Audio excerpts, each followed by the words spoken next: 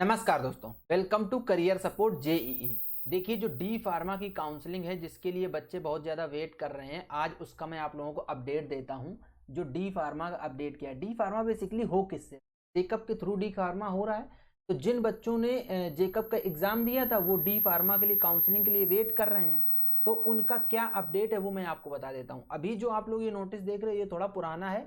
इसको मैं इसलिए पुराना दिखा रहा हूँ क्योंकि इसका कनेक्शन नए नोटिस से है। नया नोटिस भी मैं अभी आपको दिखाऊंगा।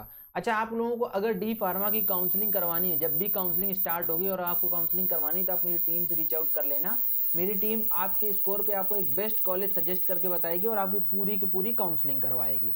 तो अब बात करते हैं कि ये डी फार्मा की काउंसलिंग में क्या झोल चल रहा है, किस वजह से ये नहीं हो रही है। तो देखो, स्टार्टिंग में क्या हुआ कि ये जो डी फार्मा की काउंसलिंग है उसमें इनको कॉलेजेस को ये बोला गया कि आप लोग यूराइज पोर्टल पे रजिस्टर करो अपने आप को। तो इन लोगों ने यूराइज पोर्टल पे रजिस्टर नहीं किया। तो इनको स्टार्टिंग में क्या हुआ, 30 अक्टूबर की लास्ट डेट दी गई थी कि आपको 30 अक्टूबर तक यूराइज पोर्टल पे रजिस्टर करना है। जब ये 30 अक्टूबर को यूराइज पोर्टल पे नहीं रजिस्टर कर पाए तो इनके ऊपर कोई पेनल्टी ना लगा के इसको बढ़ा के 30 नवंबर कर दिया गया। ठीक है, ये 30 नवंबर तक का अपडेट आप लोगों को सबको मिल चुका है कि सारे कॉलेजेस को यूराइज पोर्टल पे 30 नवंबर तक रजिस्टर करने के लिए बोला गया। तो मेरे जैसे बहुत सारे लोग और जो स्टूडेंट्स हैं वो सब ये वेट कर रहे थे कि हाँ, अब 30 नवंबर के बाद जो काउंसलिंग है डी फार्मा की वो काउंसलिंग स्टार्ट हो सकती है 30 नवंबर के बाद।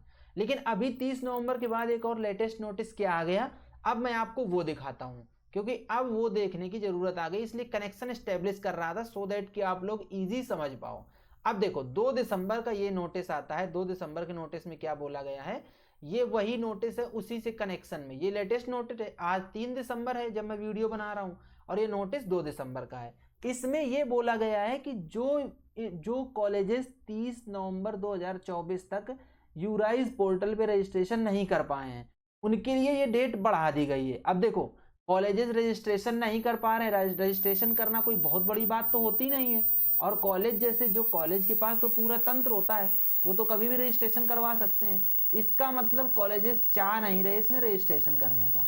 अब वो क्यों नहीं चाह रहे हैं, क्या उसके पीछे की वजह है, वो किसी को पता नहीं चल रहा है ना। तो मुझे तो नहीं पता है पर्टिकुलरली कि कॉलेजेस यूराइज पोर्टल पे रजिस्टर क्यों नहीं करना चाह, लेकिन कॉलेज नहीं चाह रहे तभी ये डेट बार बार बढ़ रही है। तो अभी कॉलेजेस ने रजिस्ट्रेशन नहीं कंप्लीट किया तो उनको फिर से ये डेट बढ़ा दी गई है। ये जो यूराइज पोर्टल पे कॉलेजेस को रजिस्ट्रेशन की जो अब डेडलाइन दी गई है वो डेडलाइन दी गई है 10 दिसंबर 2024।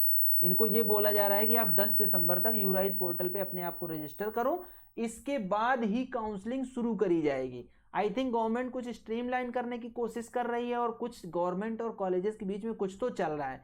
क्या चल रहा है आई डोंट नो, बट कुछ चल रहा है। इसी वजह से ये बार बार डेट बढ़ाई जा रही है। तो अभी तक का जो इशू है, जो अभी तक का सीन है, वो सीन ये है कि अब आप लोग 10 दिसंबर तक बिल्कुल बेफिक्र हो जाइए कि आपकी 10 दिसंबर तक काउंसलिंग शुरू भी होगी कि उसके बीच में कुछ आएगा कि नहीं। 10 दिसंबर के बाद ही कुछ अगर शेड्यूल आएगा तो आएगा, जो कि डी फार्मा के लिए अपडेट आएगा कि डी फार्मा की काउंसलिंग कब से स्टार्ट होगी। बट 10 दिसंबर तक कुछ नहीं आने वाला है, ये काउंसलिंग 10 दिसंबर तक के लिए टल गई है। इसके अलावा आगे जो कुछ भी अपडेट होगा डी फार्मा से रिलेटेड वो आप लोगों को मैं अपने चैनल पे देता रहूंगा। तो चैनल को सब्सक्राइब करके रख लो जिससे कि आप लोगों को चीज़ें पता चलती रहें।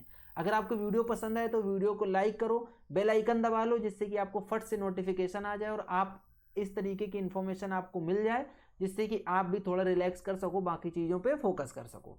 तो ये था वीडियो, आज की वीडियो यहीं तक। मिलेंगे नेक्स्ट वीडियो में नए डेटा के साथ, तब तक के लिए बाय बाय।